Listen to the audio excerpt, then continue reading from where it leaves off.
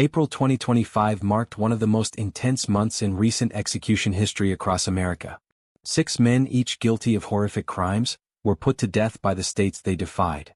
This is the full story: who they were, what they did, and what happened in their final moments. Before we begin, if you're drawn to true stories that uncover the chilling truths hidden behind ordinary faces, subscribe now and turn on the notification bell, because the next name we reveal might be someone you know. Now let's dive in. Case 1. James Lee Osgood. James Lee Osgood was born and raised in rural Alabama, where the echoes of poverty, neglect, and fragmented family structures followed him from his earliest years.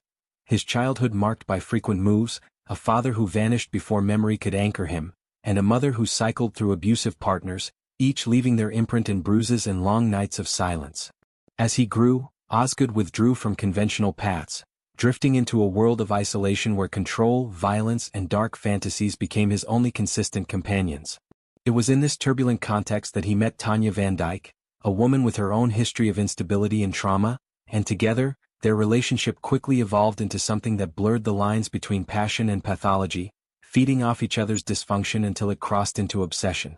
As the years passed, the two formed a volatile pair that thrived on manipulation and secrecy, quietly nurturing disturbing ideas about power, control, and submission, until one night in 2010, those private fantasies exploded into deadly reality. In the spring of 2010, what began as a seemingly ordinary evening turned into an unimaginable horror when James Lee Osgood and Tanya Van Dyke orchestrated the calculated abduction of Tracy Lynn Brown, a 35-year-old woman who made the fatal mistake of trusting her cousin, Tanya. Lured under the pretense of a casual visit, Tracy was unsuspectingly delivered into Osgood's hands, where hours of terror would follow. According to detailed court testimony, Osgood bound, raped, and tortured Tracy in a secluded trailer while Tanya watched, participating both emotionally and logistically, her loyalty twisted by years of manipulation. The brutality of the crime left even seasoned investigators shaken, with forensic evidence revealing sustained assault and trauma before her body was ultimately dumped in a wooded area off a dirt road near Clanton, Alabama. The horrifying nature of the crime was further underscored by the 911 call placed by a passerby who discovered Tracy's body, naked, bruised, and barely recognizable, setting off a manhunt that would rock Chilton County and ripple far beyond. Reenactments based on sworn witness statements and police reports paint a disturbing picture of the hours leading up to her death, of a plan born not in rage but in cold calculation. Within 48 hours of Tracy Lynn Brown's body being discovered, law enforcement honed in on James Osgood and Tanya Van Dyke, spurred by inconsistencies in their stories and damning forensic links, including DNA, fibers, and digital traces from cell phones and search histories that aligned far too perfectly with the sequence of events. Once arrested, Osgood's initial denials quickly dissolved into a chilling confession, delivered not with remorse but with a disturbing calm that prosecutors later described as robotic. During the trial, which began in early 2012 and concluded in 2014, the jury was presented with a cascade of horrifying evidence. Images from the crime scene, excerpts from Osgood's journals detailing violent sexual fantasies, and Tanya's own testimony, which vacillated between guilt and rationalization. Despite attempts by the defense to argue diminished capacity, the overwhelming nature of the premeditated violence led to a unanimous death sentence handed down in a packed courtroom, as Tracy's family wept quietly from the front row, holding hands and listening to the final verdict. On the evening of April 24, 2025, after over a decade on death row at Alabama's Holman Correctional Facility, James Lee Osgood took his final walk, his ankles shackled, flanked by guards as he was led to the execution chamber just past 6 p.m., surrounded by the sterile glow of institutional lighting and the silent weight of justice long delayed. Witnesses present in the chamber described a man who appeared calm, even solemn, as he lay strapped to the gurney and glanced toward the observation window, where members of Tracy Lynn Brown's family sat watching, composed but emotionally hollowed by years of pain. When asked for his final words, Osgood broke from years of silence, offering a brief and unexpected apology. To Tracy, "I was wrong. I'm sorry. I know it means nothing now, but I need to say it." At 6:32 p.m., the lethal injection was administered and 3 minutes later he was pronounced dead. There were no cries, no protests, only the slow exhale of a community that had waited 15 years for closure, an ending as quiet as it was irrevocable. Case 2. Mikal Anthony Tanzi. He was no monster in appearance. No infamous name before it all happened. Michael Anthony Tanzi was, by all outward accounts, just another Florida man, a native son with a troubled past, a string of petty arrests and a long, slow decline shaped by drug abuse, failed relationships, and a sense that life had somehow passed him by. He worked quietly in the shipping industry in Miami, showing up to work, clocking in and clocking out like thousands of others. But beneath that routine there was chaos building.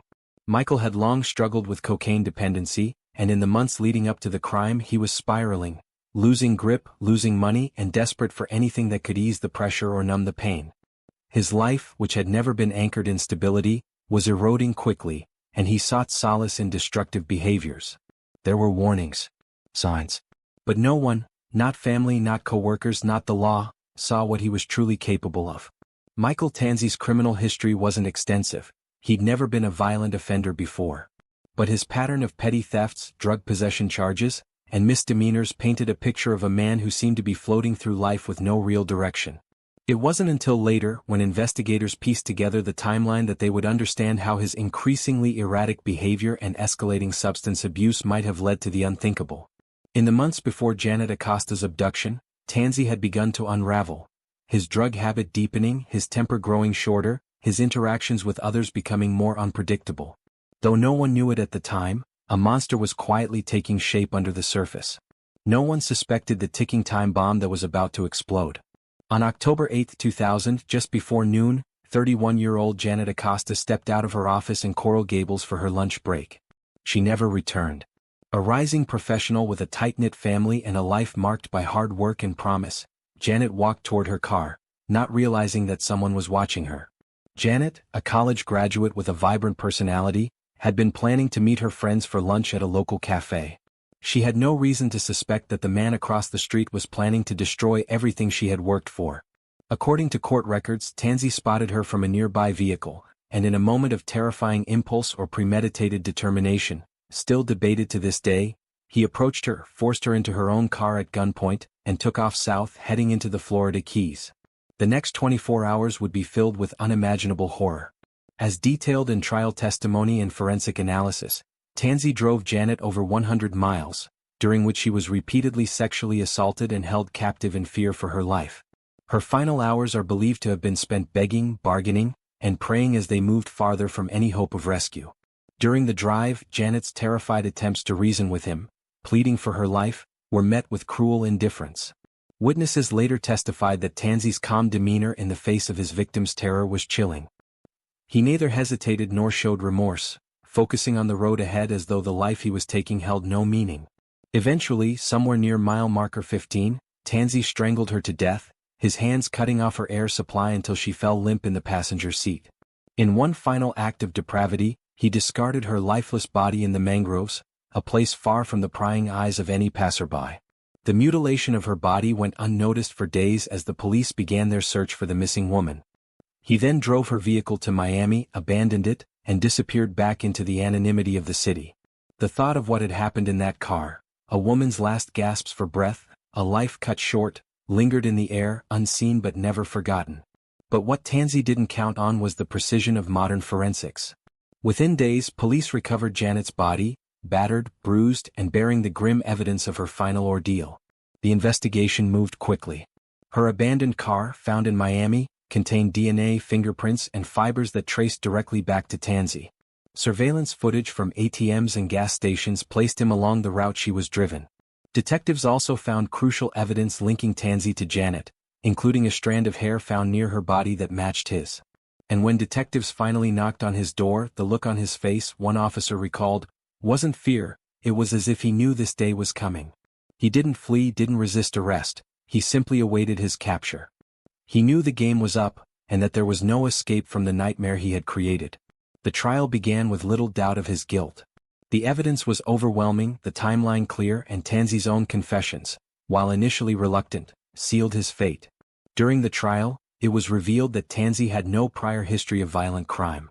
This fact, combined with the brutal nature of the murder, led the prosecution to argue that his actions were not the result of an uncontrollable rage, but rather the culmination of his growing drug addiction and apparent apathy to human life. Prosecutors painted a picture of a man who had nothing left to lose, who acted with a terrifying blend of desperation and cruelty. The jury took just hours to return a verdict, guilty on all counts. The death sentence was handed down in 2003, to gasps and muffled cries from Janet Acosta's family, who had sat through every day of testimony, clinging to each word, hoping for justice. Over the next 2 decades, Tanzi filed a long series of appeals, most of them denied. He argued ineffective counsel. He raised concerns about his physical health, citing obesity, sciatica, and complications related to chronic back pain, claiming the lethal injection process would constitute cruel and unusual punishment. In one particularly bizarre move, his defense team even sought to challenge the execution procedure, citing the risk of excessive pain due to his size. The courts remained unconvinced. One by one, his petitions were rejected, until the final date was set, April 8, 2025. That morning, the Florida State Prison in Rayford prepared for its scheduled execution. Tanzi woke up early, reportedly quiet and cooperative, perhaps realizing that his appeals had finally run out. As was tradition, he was offered a last meal, his request: a pork chop, bacon, a loaded baked potato, and a serving of vanilla ice cream. There was no unusual request, no strange behavior, just the familiar cravings of a man who, in his final hours, found comfort in the food he had known throughout his life. He ate alone in his cell, under constant observation, before being escorted to the death chamber just after 6 p.m. Dressed in a clean white uniform, strapped to the gurney, he was given a final opportunity to speak. What came was a soft, quivering voice reciting a passage from the Bible, John 14 verse 6, "I am the way, the truth, and the life. No one comes to the Father except through me." His voice cracked slightly as he spoke those words, but there was no visible emotion beyond the recitation. Then he paused, looked toward the window where Janet's family sat watching, and said, "I am sorry for everything. I hope God shows you peace even if I don't deserve it." For a moment, the silence in the room was unbearable, as if the weight of his words hung in the air like a shadow. Those in the witness chamber knew that nothing could bring Janet back, that no apology could heal the wounds he had inflicted on her family. Still, it was the closest thing to redemption that Mikal Anthony Tanzi would ever offer. At 6:27 p.m., the lethal injection drugs began to flow. Less than 10 minutes later, Mikal Anthony Tanzi was pronounced dead. There were no disruptions, no outbursts, only a long silence in the witness chamber, broken only by the quiet sobs of a mother who had waited 25 years to see her daughter's killer take his last breath. The prison warden closed the blinds, the guards filed out, and another chapter in Florida's long history of capital punishment came to a solemn end. The case of Mikal Anthony Tanzi, known to the public as the lunch break killer, had reached its tragic conclusion, leaving a grieving family to cope with the aftermath and a community that would never forget the life that was taken so violently. Case 3. Moises Sandoval Mendoza. Born in the heart of Texas, Moises Sandoval Mendoza's life was already off to a tumultuous start. Raised in a home fraught with instability, the echoes of anger and violence reverberated through his childhood. His father, a troubled man with his own demons, often turned to substance abuse, leaving his son to navigate a world of uncertainty and neglect. Moises, struggling to find his place, followed in his father's footsteps, dipping into drugs and alcohol at an alarmingly young age. His early teenage years were marred by petty crimes, and as the years wore on, his temper grew ever more volatile. The potential for violence was always simmering just beneath the surface. But it wasn't until he encountered Rochelle Tollison that the storm inside him would finally break. Rochelle was 20 years old, a vibrant young woman with a promising future ahead of her. Known for her warm smile and infectious laugh, she had made a life for herself in a small Texas town. Her daughter, an infant, was the center of her world, and she dedicated herself to being a loving mother. She had no way of knowing that her life was about to intersect with a man whose inner turmoil would lead to a horrific fate. Though Rochelle didn't know him well, Moises had been familiar with her for years. They lived in the same community and he had observed her from a distance, but nothing more than fleeting encounters had ever connected them. He had known Rochelle through the local social circles, but it was their shared neighborhood that would set the stage for a devastating encounter. Mendoza's obsession with her, his fixation, had been growing quietly in the shadows, though no one could see it coming. By the time that October afternoon arrived in 2004, Moises had completely unraveled.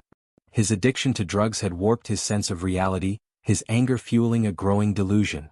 His mind was clouded, and he was consumed by a desire for control, a desire he would eventually take out on the unsuspecting Rochelle. On that fateful day she was walking home, her infant left behind, when Moises saw his opportunity. He abducted her, dragging her into his car, and drove her to a secluded area in the woods. Rochelle, terrified, tried to resist, but Moises' grip was unyielding. In his deluded rage, he sexually assaulted her before turning to murder, strangling her with his bare hands. But that wasn't enough for Moises. His desperation to erase every trace of his crime led him to stab her repeatedly, an act that seemed to symbolize his complete loss of humanity. After the brutal assault, Moises tried to set her body on fire in a futile attempt to destroy the evidence. But the flames couldn't consume the truth. The fire left a trail of clues, and her body, unrecognizable but for the brutal signs of violence, was discovered a few days later in a creek nearby. The horror of what had happened to Rochelle was incomprehensible, a mother's worst nightmare. Her baby, abandoned and alone, was left without a mother, her young life shattered. When the authorities discovered the body, it was clear that they were dealing with a calculated and horrific act of violence. But the forensic evidence soon tied Moises directly to the crime. His DNA was found at the crime scene, and it didn't take long for witnesses to come forward, recalling Moises' strange behavior in the days following Rochelle's disappearance. The pieces quickly fell into place, and Moises was arrested in connection with her death. At his trial, the prosecution painted a damning portrait of a man driven by rage and a need for control. They described the calculated nature of the crime and the brutal, unrelenting violence he had inflicted on Rochelle.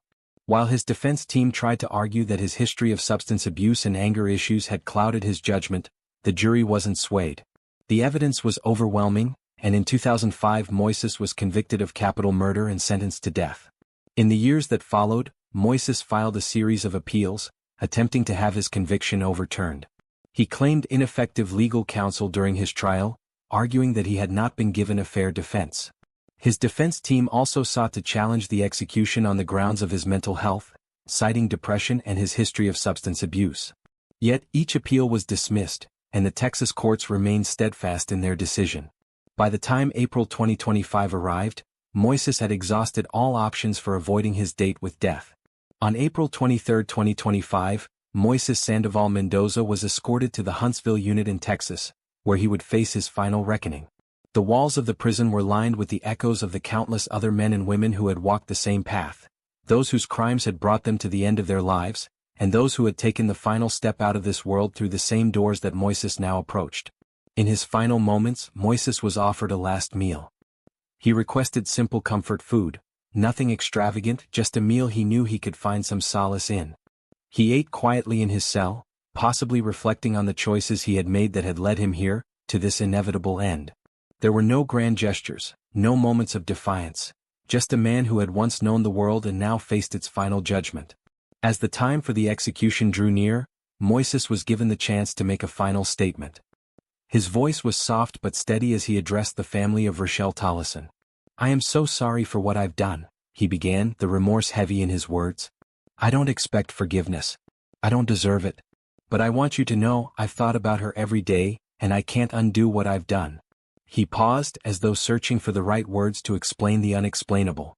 Then, turning toward his own family, who had been present throughout the trial and the long years leading up to this day, he spoke to them in Spanish.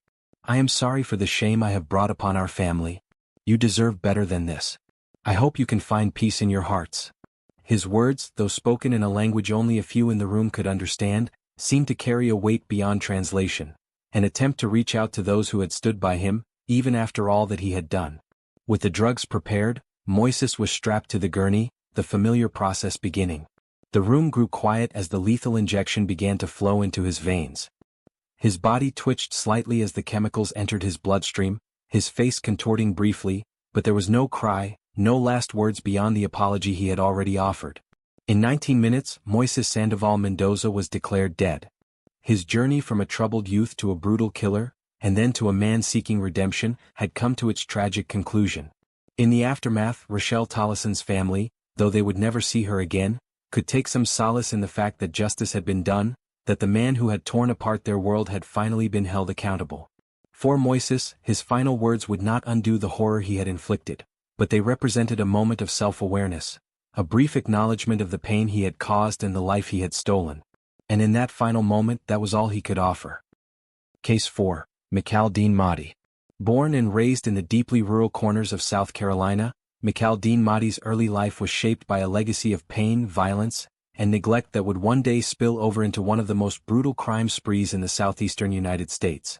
From the outset, Mahdi's childhood was anything but stable. He grew up in a household riddled with physical abuse, emotional deprivation, and the ever-looming shadow of poverty. With no strong parental guidance or safe support system, Mahdi began showing signs of instability at a young age: violent outbursts at school, recurring truancy, and a growing fascination with weapons and aggression. By his teens, he had already built an extensive juvenile record filled with theft, assault, and drug charges, offenses that would only escalate in both frequency and brutality as he entered adulthood. Diagnosed by multiple mental health professionals over the years with conditions ranging from PTSD to intermittent explosive disorder, Mahdi fell through the cracks of the legal and mental health systems time and time again, left untreated and unrehabilitated until the chaos within him finally erupted with deadly consequence. The year was 2004, and Mahdi, then in his late 20s, had drifted into North Carolina, living out of his car, picking up odd jobs, and feeding an ever-growing dependence on methamphetamine and alcohol. On a cool spring night, driven by desperation and delusion, Mahdi entered a gas station outside Fayetteville. Armed and erratic, he attempted to rob the clerk, a young man named Thomas Gray, who was working a late shift alone. According to court records, Mahdi fired multiple rounds at Gray, hitting him fatally in the chest before stealing a small amount of cash and fleeing the scene. The crime, though swift, was vicious and left a community shaken, but it was only the beginning of Mahdi's bloody trail. With law enforcement closing in, Mahdi crossed state lines back into South Carolina, attempting to disappear into familiar territory. But just days later, on the outskirts of Florence, he would commit the murder that would forever brand him as one of the most hated men in the state. Off-duty police officer James Myers, a decorated veteran of the Florence Police Department and a father of 3, was spending his day fishing alone by a local riverbank when he reportedly encountered Mahdi in what authorities believe was a random confrontation that turned violent. Eyewitness reports and forensic evidence later revealed that Mahdi shot Officer Myers 9 times at point-blank range, so many times in fact, that authorities described the act as overkill, before dragging his body into a wooded area and setting it on fire in a gruesome effort to cover up the crime. The brutality stunned even seasoned investigators. What followed was one of the most intensive manhunts in the region's recent memory. Mahdi, by then the subject of a multi-agency alert, evaded police for nearly a week, hiding out in abandoned barns and stealing food to survive. His capture came after a tip from a local farmer who noticed a strange man lurking near his property. Law enforcement swarmed the area, and Mahdi, out of options, was finally taken into custody without incident. The arrest made headlines across the Carolinas, and the public demand for justice was immediate and unrelenting. Mahdi faced trials in both North Carolina and South Carolina, with prosecutors in each state seeking the maximum penalties allowed by law. In North Carolina, he was convicted of the robbery and murder of Thomas Gray and sentenced to life imprisonment without the possibility of parole. But it was South Carolina that sought the ultimate punishment for the execution-style slaying of Officer James Myers. The courtroom was tense throughout the proceedings, particularly as jurors were shown autopsy photos and heard testimonies from Myers' widow and children. The defense attempted to sway the court with evidence of Mahdi's mental illness and traumatic upbringing, arguing that he was a product of systemic neglect. However, the jury was unmoved by appeals to sympathy. In 2006, Mahdi was sentenced to death. The appeals process dragged on for nearly 2 decades, frustrating the Myers family and sparking public debate about the pace of capital punishment in South Carolina. Mahdi's legal team argued that his mental health disorders and childhood abuse rendered him incapable of fully understanding the nature of his crimes. But court after court upheld the original verdict, ruling that while Mahdi's background was undeniably tragic, it did not excuse the cold and calculated nature of his actions. In early 2025, after exhausting his final appeal, Mahdi received notice that his execution would proceed. On April 11, 2025, Mahdi became the first inmate in over a decade to be executed by firing squad in South Carolina, a method brought back into law amid controversy and public debate. At 5:30 p.m., he was led into the chamber at Broad River Correctional Institution, where he declined a spiritual advisor and made no final statement. His last meal, requested the day prior, was extravagant: a ribeye steak cooked medium rare, mushroom risotto, collard greens with vinegar, and a generous slice of New York-style cheesecake with whipped cream. He ate calmly, according to prison officials, and remained composed in his final hours. Just before 6 p.m., Mahdi was strapped into a chair surrounded by sandbags, a target placed over his heart. 3 anonymous marksmen hidden behind a wall with rifles loaded, 2 with live rounds and 1 with a blank, took aim. At precisely 6:05 p.m., the command was given, and the shots rang out in unison.